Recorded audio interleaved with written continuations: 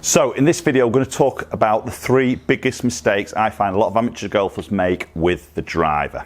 Stay tuned, let's improve your driver, let's get you hitting better tee shots and lower your scores.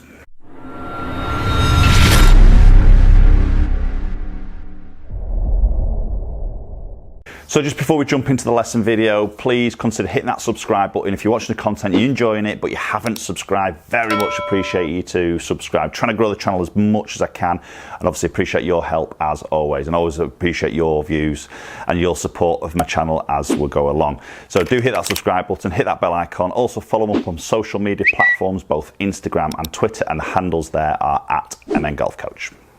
Okay, so 3 biggest mistakes I see a lot of amateurs do with the driver, which basically just cripples them in terms of trying to control that golf ball, control the shape of shot, and trying to hit more fairways. So the first aspect we're going to take a look at is alignment. And I know alignment is always a tough thing for a lot of golfers to sort of get right, but it's all about getting sort of a right pre-shot routine. But so many golfers I find will aim to try and prevent a certain shape of shot they see. So typically would see a lot of slices in the world. So for a right-handed golfer, I'd then sort of see golfers would just basically aim miles left because they want to start the ball left to then allow it to slice to get back to that target. But obviously it's the alignment left that makes the swing path come more across the ball, and the slice just tends to get worse. So let's look at alignment in the first section here. So again, pre-shot routine, as best we can, we want to be trying standing behind the golf ball, picking that point a few yards in front of the golf ball, trying to imagine that ball to target line, and then coming up to the ball. And I would like you to start with the feet together. This is going to also help with our next section here, point 2, but we'll come to that in a minute. Start with our feet together. Present the club face at that point that we've picked there, so we know we're square to our target. And then as we've picked that point, it's very easy to sort of see, try and visualize that ball to target line. Then from there, it's so easy, or easier should I say, to then try and get ourselves more parallel to that ball to target line. So I'd always like to try and get a golfer to be as square as possible in relation to that target. And then from there, you can then take your stance, left foot, right foot, and we're still hopefully pretty much in that square position. So alignment is very crucial to how you swing the golf club and the direction you swing the golf club in relation to that target. So point 1 is alignment. Try and build a routine if you haven't done so, using that technique that I've talked about there, and that should help to at least get you in a good starting position. Okay, so the second point we're going to talk about now is still in the setup position, is ball position. So many golfers I find will play that ball too far back in the stance. Typically, the comment I get from a lot of pupils is, my irons are pretty good. They practice a lot with maybe that 7-iron. My irons are pretty good. Driver I really struggle with. So what I tend to see them do is they start positioning that golf ball in a stance more like your 7-iron position, or more in that middle, because they feel safe. They have the better experiences with that 7-iron in that sort of position. So sometimes subconsciously that ball starts to sneak back into that stance. But again, that can create a lot of other issues through the swing, and especially with the drive, with a lack of loft, is actually then trying to get that ball airborne and also controlling that club face. So again, going back to our routine, this is where sort of point 1 and point 2 are very much going to tie together. As you've got those feet together and you've taken that position of the club face with that point that we've picked, we talked about in point 1, then from there, what do we do with our feet to take our stance? So what I would probably say to you there is just a little nudge with that left foot, just sort of get yourself comfortable, and then take the rest of your stance with that right foot, your trail foot. So that would then get that ball position just inside that front foot.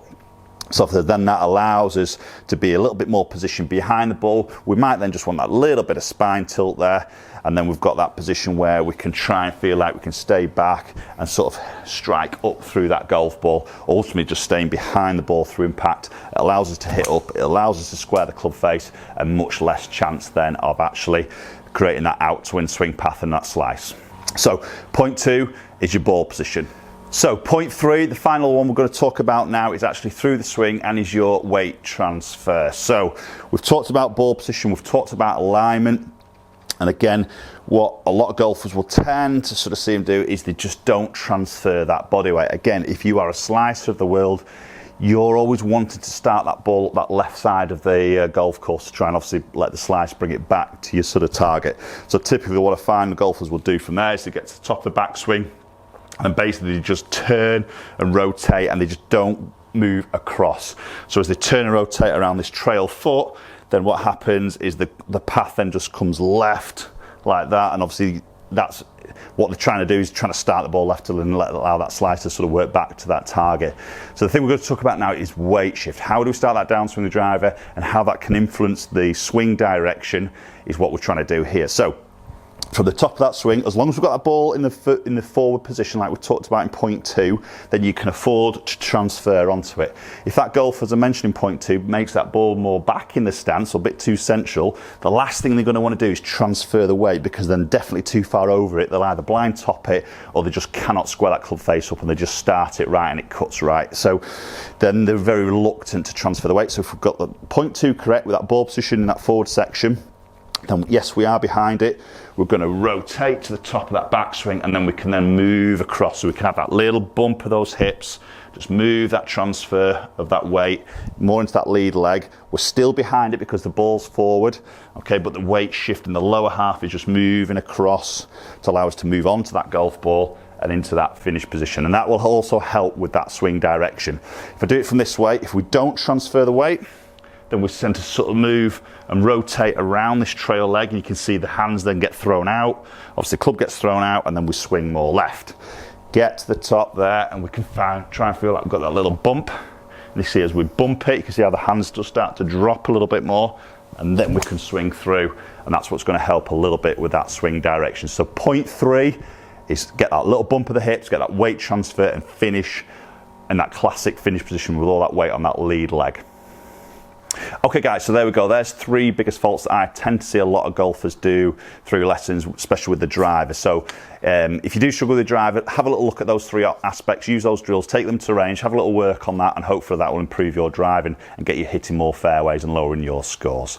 Still offering online lessons for a lot of you guys. A lot of you guys are taking me up on that, and we're doing some fantastic work and making some huge improvements. So all the details in the description down below, where you can go and see the whole process of what the online lessons with myself involves.